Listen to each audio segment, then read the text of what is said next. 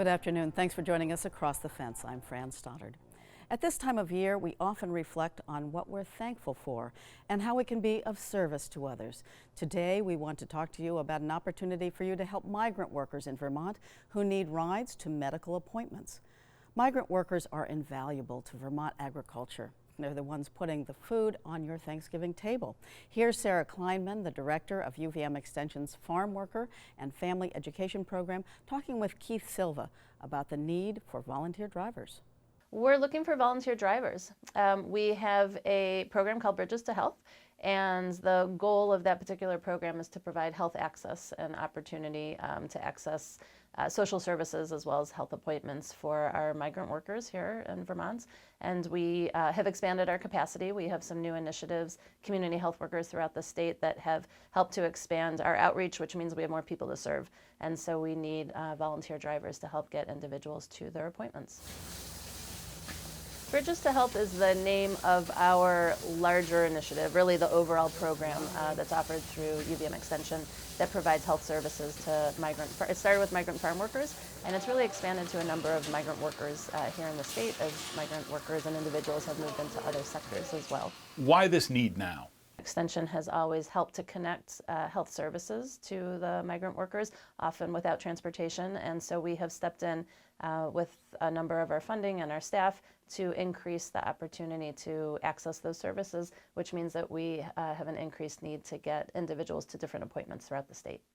The people that you're working with, is there questions about documentation status, or how is that handled? We don't ask about documentation status. Extension has always, we have a very long history of supporting the ag economy here in Vermont. We have provided migrant education services for decades, and the health piece sort of expanded out of the work that we've done on the education sector. And so we're here to support, again, as I said, the ag economy, the people that are working on our farms, and making sure that we have the food we need. So we feel this obligation to create healthy economies and support the people that are here in Vermont.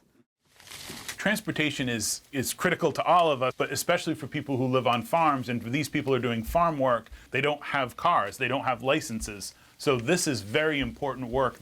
The definition of migrant simply means you move around from place to place. And so as people come in and they live this nomadic lifestyle, if you will, they're often not paid highly, they don't have access to their own transportation, and many live in congregate settings. And so when one person gets sick, oftentimes that means lots of people get sick, and so being able to be proactive and get people to health services and doctor's appointments and get their vaccinations that they need is critical.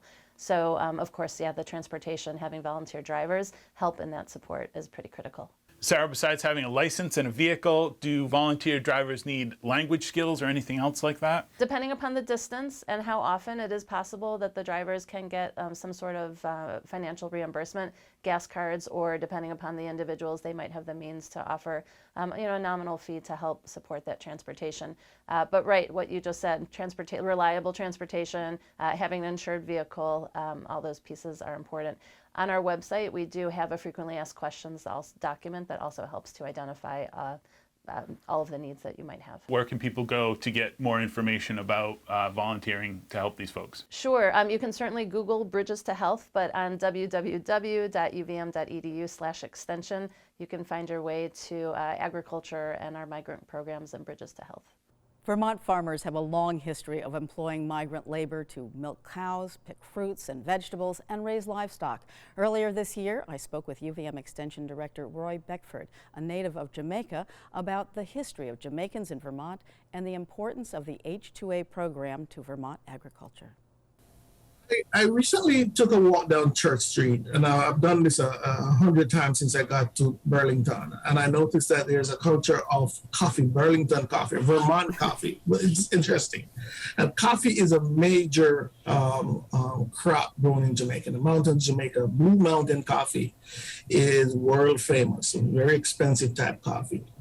But beyond that, the kind of agriculture you see if you drive around Jamaica, particularly the countrysides, it will be subsistence agriculture. So there's smaller type arrangements where people grow or cultivate, about 2.5 acre plots of land and so on, mainly for their own use or for sale in the local produce markets, but there's also large agricultural actually economies of scale in terms of coffee, sugarcane, and a few other things.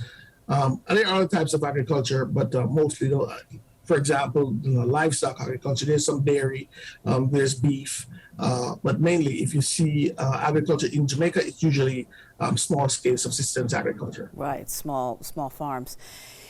At the beginning of the program, I mentioned the H2A visa program that helps Americans fill employment gaps by hiring workers from other countries. Why are there so many Jamaicans that happen to enroll in the program and help us out here in Vermont? Jamaica has a history of actually providing workers, agricultural workers, to the United States. This actually began very, very early. In fact, way back in the early 1900s, Jamaicans were showing up in Florida and other parts of the southern United States to actually harvest sugarcane. And they've also been involved in apple harvesting in the northern part of the United States, as well as in Canada. There's a history of that. Jamaicans have never been restricted to the shores of Jamaica. They were involved, for example, in the digging, the excavation of the subway system in New York and other states that has that.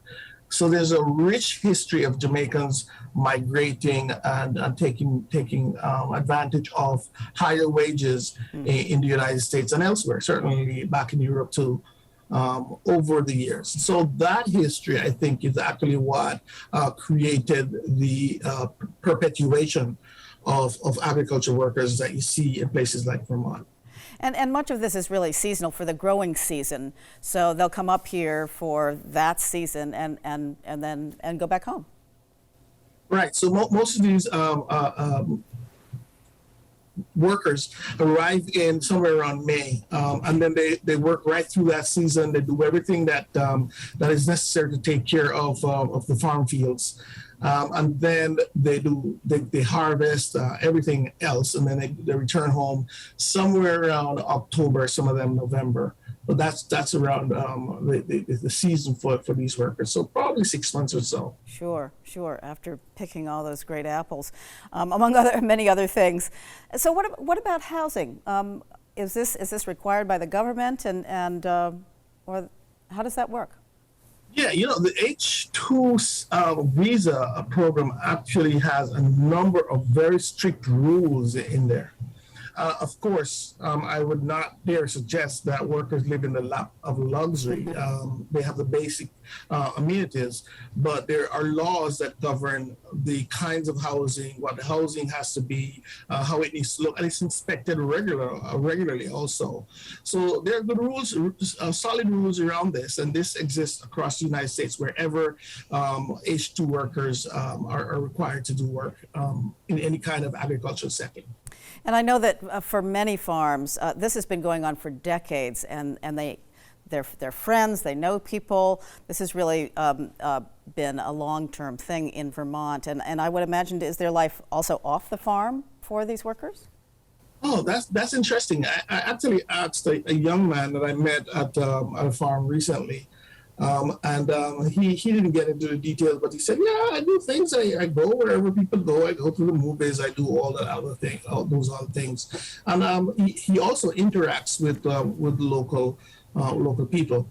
Also, they make friends. Obviously, if you're working on a farm and there are people coming to shop or people coming to chat or so on, people interested in culture, in music, those kinds of exchanges happen regularly. And so he felt quite at home coming up to Vermont every year, and told me that he feels right at home. In fact, he doesn't know what he'll do if he's not in Vermont doing this kind of work. I suppose he has equal interest in living here as much as he has going back home.